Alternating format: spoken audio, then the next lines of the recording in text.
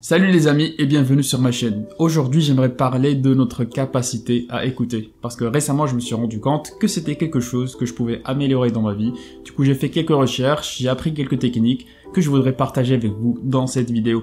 Si tu n'es pas encore abonné, tu peux le faire ici en bas pour ne rater aucune de mes vidéos hebdomadaires. Tu es peut-être familier avec la différence entre entendre et écouter. Entendre est un phénomène purement physique. On entend des bruits, mais on n'a pas besoin d'y penser.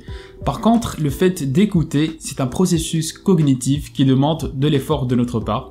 Et Dieu sait combien l'humain déteste faire des efforts. Je ne sais pas si c'est le cas pour toi aussi, mais personnellement, il est facile pour moi de rester dans mes pensées au cours d'une conversation.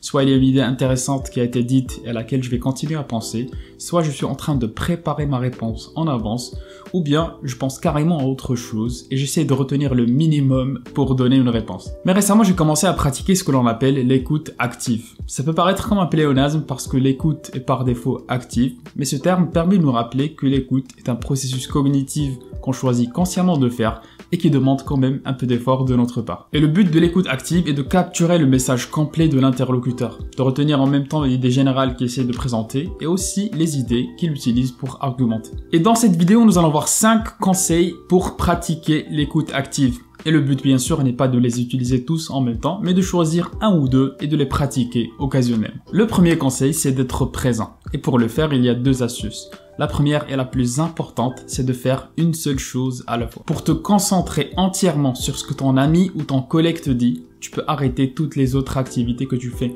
Si tu es au bureau, tu peux commencer par tourner ta chaise de l'écran, déposer ton téléphone, enlever les kits, arrêter d'écrire, etc. Il faut oublier tout pour un moment. Et cette conversation avec la personne devant toi, et une fois l'avoir fini, tu peux passer à autre chose. Le deuxième conseil est de voir la conversation comme une improvisation. Si tu n'es pas familier avec l'art de l'impro, je t'invite à voir ce super duo sur Netflix qui s'appelle Middleditch and Schwartz. En gros, l'improvisation est une forme de théâtre dans laquelle l'histoire, les personnages et les dialogues sont inventés sur le moment. Disons que tu fais une session d'improvisation avec ton ami et il commence avec la phrase suivante. « Ah, félicitations, j'ai entendu que tu étais enceinte. » Tu peux pas juste refuser ce qui a été dit, mais tu dois faire avancer l'histoire et te mettre dans la peau de ce nouveau personnage qui attend un bébé. Et la valeur de l'impro, c'est qu'elle nous force à être dans le moment et à vraiment écouter ce qui a été dit. Des fois, on a de petites disputes avec les gens et on se retrouve dans un échange de monologues. Chacun a sa réponse planifiée et il attend juste que l'autre finisse pour présenter ses arguments.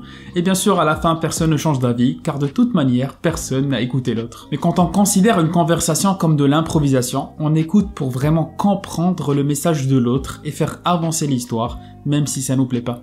Quand on montre qu'on écoute sérieusement, notre interlocuteur devient bien sûr plus réceptif à ce que nous avons à dire. Le fait de montrer que l'on écoute est très positif car il permet à l'interlocuteur de donner le meilleur de lui-même. Il se sent en confiance et il a envie de partager toutes ses idées.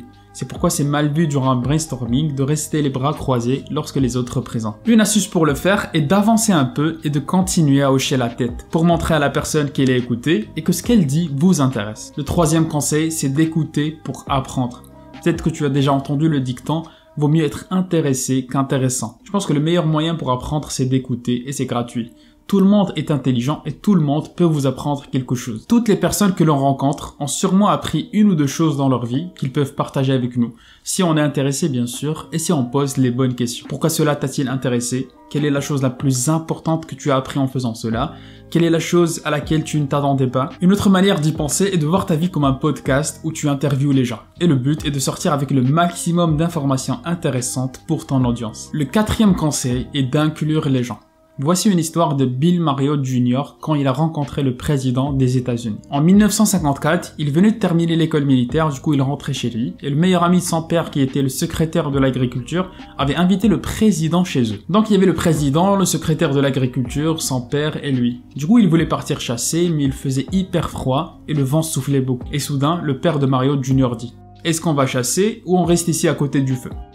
Et le président s'est retourné vers Marriott Jr. et lui a dit « Qu'est-ce que tu penses qu'on devrait faire ?» Et il a dit que c'est à ce moment-là qu'il a compris comment le président arrivait à s'entendre avec de grandes personnalités comme Churchill et Roosevelt, parce qu'il les incluait dans les décisions et il demandait toujours leur avis. Et il a essayé d'adopter ce style de management au fur et à mesure qu'il progressait dans sa vie.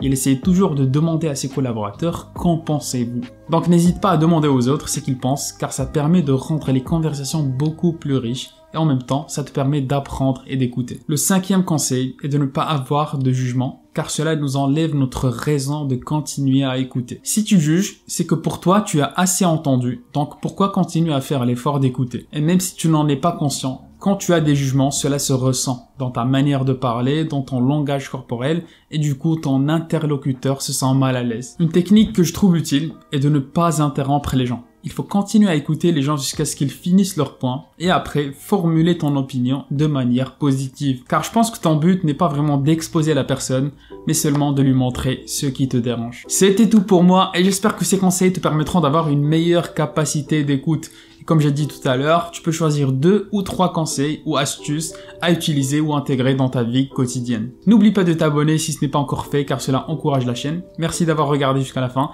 et on se voit bientôt j'espère. Salut!